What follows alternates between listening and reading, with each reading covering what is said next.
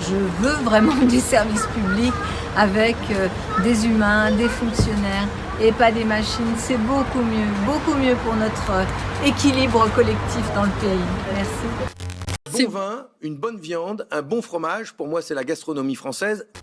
Ne pas craindre vos ordalies, ni sombrer en mélancolie. Nous buvons et nous danserons sur vos paniques de poltrons. Entre Hidalgo, qui découvre les gardes de France, Taubira, qui fait des poèmes toutes les 15 secondes, Roussel, qui se perd dans ses côtes d'agneau, et Montebourg, qui... Montebourg, quoi. Mais qu'est-ce qui vous arrive ?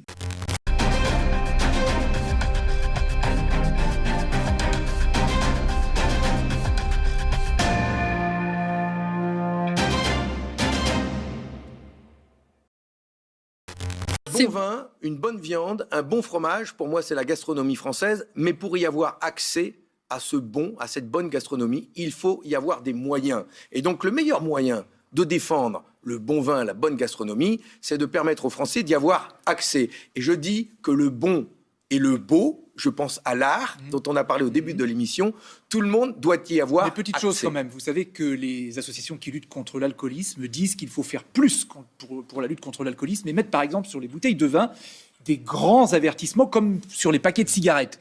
Vous y seriez favorable à ça ? Je pense qu'il faut effectivement développer les campagnes de prévention pour lutter contre l'alcoolisme, mais le bon vin, comme la bonne viande, il vaut mieux en boire peu, mais du bon, manger moins, mais de la bonne, boire français, de la viande française, mais surtout que tout le monde y ait accès parce que c'est cher. Mais et toujours donc, avec modération, loi et vin, c'est écrit partout. C'est donc une question de salaire et de pension. Voilà comment défendre notre gastronomie.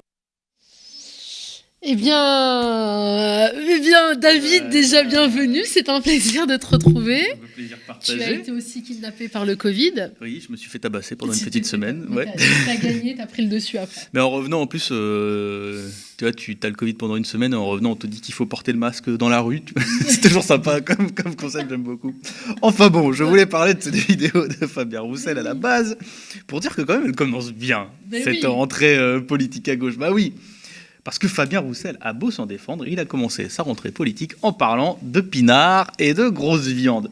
Mais ce sont des thèmes de prédilection, ne diront rien. Non pas que l'alimentation ne soit pas importante, non pas non plus que la gastronomie soit un non-sujet, mais là quand même, surjouer le côté franchouillard pour penser à attirer un électorat soi-disant populaire et blanc, potentiellement en se disant qu'on peut mobiliser sur ce sujet. Est-ce qu'on n'a pas mieux à faire, franchement ? Parce qu'en plus, quand vous regardez la séquence, c'est qu'on a quand même l'impression que c'est le journaliste qui est communiste, parce qu'il est le seul à penser à un sujet qui est un peu important, la lutte contre l'alcoolisme, qui n'est pas un petit sujet. Et la réponse de Roussel montre une chose, qu'il n'avait rien prévu sur le thème.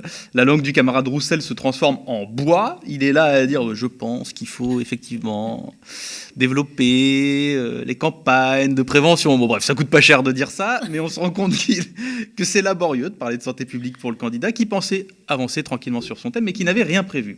Alors, moi, en voyant ça, après Montebourg, qui proposait de bloquer les transferts d'argent vers les pays notamment d'Afrique et du Maghreb, je me dis juste une chose, comment est-ce qu'autant de candidats de gauche peuvent penser que c'est utile de se démarquer électoralement, de se distinguer dans la bataille politique en agitant aussi ostensiblement des symboles comme ça ? Parce qu'il faut le rappeler, la thématique viande épinard est quand même à l'origine une marotte de l'extrême droite la plus raciste possible. Regardez par exemple cet article de l'Express qui va passer sur l'écran qui date de 2010, et oui, vous ne rêvez pas, dès les années 2000, l'extrême droite s'employait à faire des apéros saucissons pinards à Paris contre l'islamisation, vous vous en rappelez peut-être, un thème qui est devenu récurrent par la suite en fantasmant une France qui rêverait de manger tous les jours des grosses côtes de bœuf avec un grand verre de rouge, fantasme que perpétue malheureusement Fabien Roussel ces derniers jours. Alors, oui, l'alimentation, c'est un sujet important, bien manger, voire prendre du plaisir à bien manger des plats français, parler de la protection même de la filière viticole. Pourquoi pas, on peut en parler. On peut parler de tout pendant une élection. Avec plaisir même, mais juste, s'il vous plaît, pas n'importe comment, pas en reprenant les marottes de l'extrême droite. C'est tout ce qu'on demande, c'est pas grand-chose. Et puis au fond, on va pas non plus y passer 1000 ans sur cette histoire, ni surjouer l'indignation. Moi, je dis juste que tout ça marque quand même une belle tendance. C'est que chez beaucoup de candidats à gauche, c'est le grand n'importe quoi. Le grand n'importe quoi, c'est ce qui est devenu la règle parmi de nombreuses candidatures à gauche en ce moment. Tout est bon, pour exister dans le paysage politique, et même les mouvements les plus ridicules. Regardez donc. Bon, alors, je suis à la gare de Saint-Vallier. Je peux vous dire une chose. D'abord, c'est très beau Saint-Vallier, mais quand les machines remplacent les humains, ça va pas, quoi. Je veux vraiment du service public avec des humains, des fonctionnaires et pas des machines. C'est beaucoup mieux pour notre équilibre collectif dans le pays. Merci. Vous avez compris? Bon alors, je peux vous dire une chose. L'humain, c'est bien. Tirez-vous les robots, c'est méchant. Ah ouais, parce que sinon ça va pas, quoi. Et merci, à la fin, quand même, on sait pas trop pourquoi. Non mais, sérieusement, entre Hidalgo, qui découvre les gardes de France, Taubira, qui fait des poèmes toutes les 15 secondes, Roussel, qui se perd dans ses côtes d'agneau, et Montebourg, Montebourg, quoi. Mais qu'est-ce qui vous arrive? Alors, petit rappel, on est dans le cadre d'une élection présidentielle en ce moment. C'est peut-être le moment de pousser des thèmes utiles pour améliorer la vie des gens. Le problème, c'est que la plupart des candidatures, exception faite de Jean-Luc Mélenchon et peut-être de Jadot, qui ne s'est pas encore effondré, pas encore, les candidats patinent. Et quand on patine à gauche, on agite les bras pour éviter la chute. C'est précisément le problème, tout n'est qu'agitation, et ils perdent le sens des combats utiles. Chez les perdus à gauche, l'esthétique a pris la place de la politique.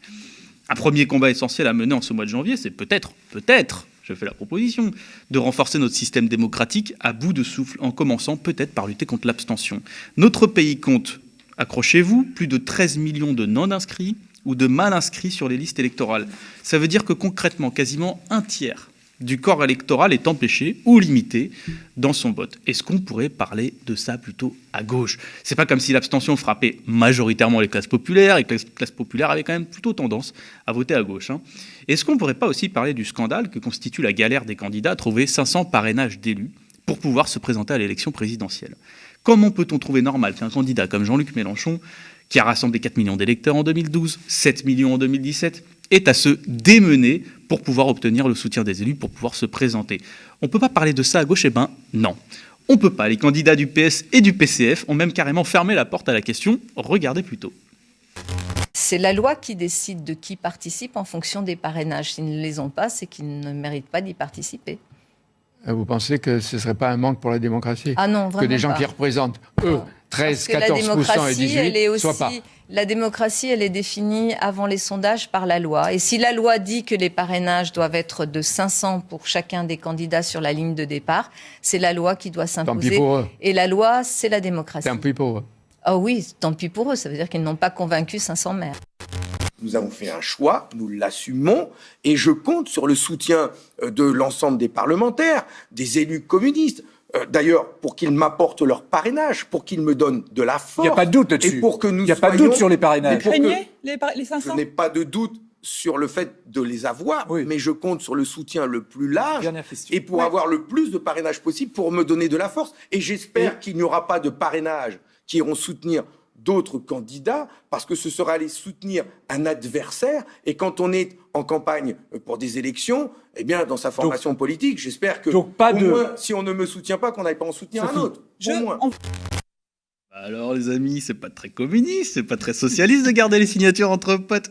Alors juste pour Hidalgo, quand on dit que la démocratie est définie par la loi, oui probablement, le but de l'élection présidentielle, c'est quand même de notamment changer la loi, je le dis comme ça. Car oui, les organisations de gauche sont aujourd'hui moins dans une volonté démocratique que la droite gaulliste. Et oui, vous en rêviez, ils l'ont fait, ils ont réussi. Hidalgo et Roussel, candidats de deux organisations devenues des partis de notables, ont en effet réussi à se faire dépasser sur la question démocratique par le président du Sénat, Gérard Larcher. Je vous le cite, je considère que Mélenchon, Le Pen, Zemmour doivent pouvoir se présenter à la présidentielle. Ne pas y parvenir serait un mauvais signal pour notre démocratie. Les élus doivent utiliser sans crainte leur droit de parrainage. Parrainer n'est pas soutenir. Même Valérie Pécresse, candidate Les Républicains, a dit, je la cite, « Toute personne qui représente un véritable courant de pensée en France doit pouvoir se représenter », ce qui n'est pas débile comme affirmation. C'est d'autant plus étrange, cette position notamment d'Hidalgo, parce que c'est un socialiste, Lionel Jospin, qui a à la base proposé que 150 000 parrainages citoyens, issus de 30 départements différents, soient suffisants pour investir un candidat à l'élection présidentielle. Permettre à des candidats, au fond, moins installés politiquement, mais représentatifs de courants de la société pour se présenter, c'est pas un danger, c'est une respiration démocratique. Parce que plus les courants de pensée sont représentés à l'élection présidentielle, et plus l'abstention peut reculer, parce que des gens se sentent représentés dans l'élection. Et surtout, qu'on ne vienne pas me dire et me faire le coup du « ça ferait des candidatures farfelues au présidentiel », parce que c'est tout simplement déjà le cas. On a eu en 2017, je le rappelle, des oiseaux comme Jacques Cheminade, on a eu des Asselineau et beaucoup d'autres qui n'ont pour seule différence que d'être soutenus par des réseaux de notables. Alors moi je pose la question, pourquoi Jacques Cheminade serait présent à l'élection présidentielle et pas par exemple Anas Kazib? Je vous le demande. Est-ce que tu veux la réponse? On la connaît malheureusement. Voilà. Et puis franchement, Hidalgo et Roussel, est-ce qu'on ne pourrait pas aussi cliver sur des sujets de fond un peu plus intéressants? Sur des marqueurs, on pourrait se pourrir, pourquoi pas, mais au moins en faisant avancer les consciences. Je prends un exemple. Cette semaine, Jean-Luc Mélenchon, je ne cache pas mon soutien à cette personne, a proposé de prendre tous les droits de succession au-dessus de 12 millions d'euros pour les redistribuer aux jeunes. Est-ce qu'on ne pourrait pas s'engueuler sur ça, s'il vous plaît? C'est quand même la beauté de la politique à gauche, non? C'est plutôt que de savoir qui a la plus grosse descente de bière.